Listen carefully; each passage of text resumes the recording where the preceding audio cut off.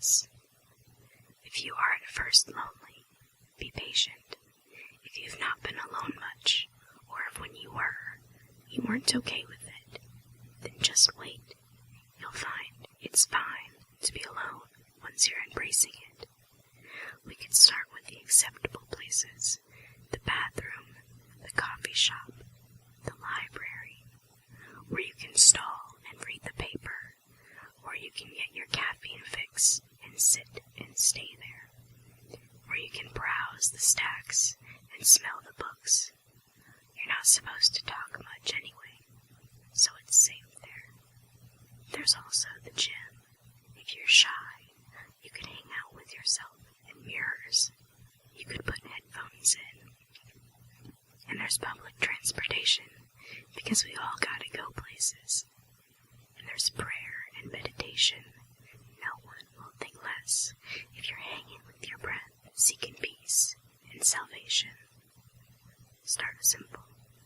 Things you may have previously avoided based on your avoid being alone principles.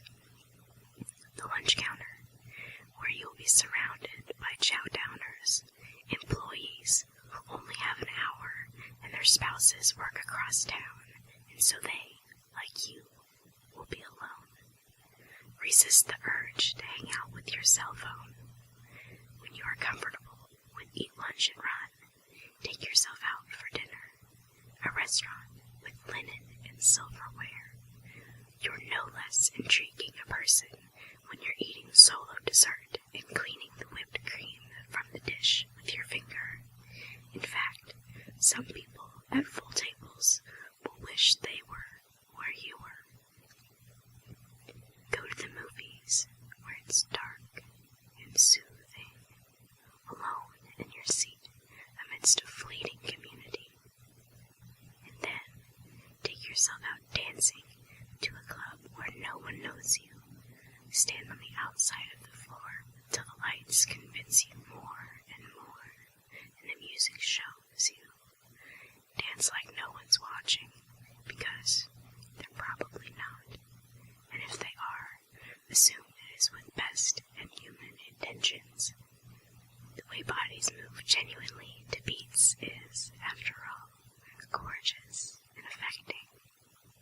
Dance until you're sweating, and beads of perspiration remind you of life's best things down your back like a brook of blessings. Go to the woods alone, and the trees and squirrels will watch for you. Go to an unfamiliar city, roam the streets.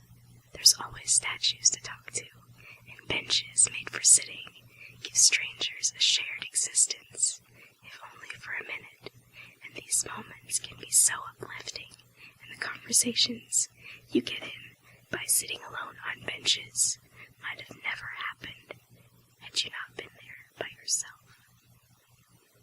Society is afraid of alonedom, like lonely hearts are wasting away in basements, like people must have problems if, after a while, nobody is dating them.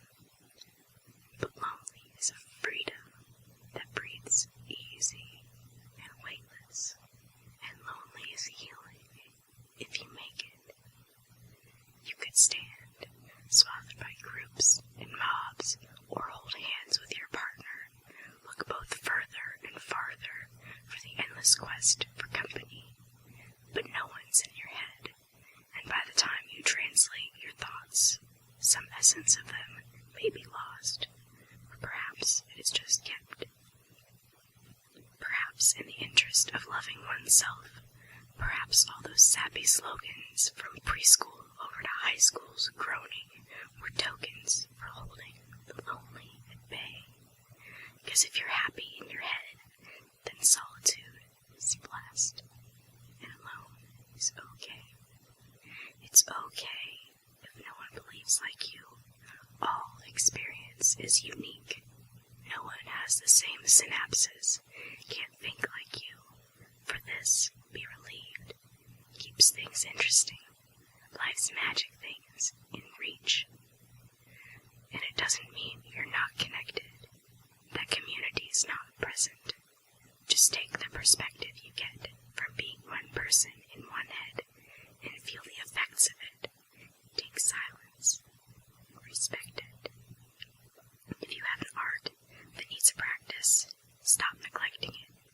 If your family doesn't get you, or a religious sect is not meant for you, don't obsess about it.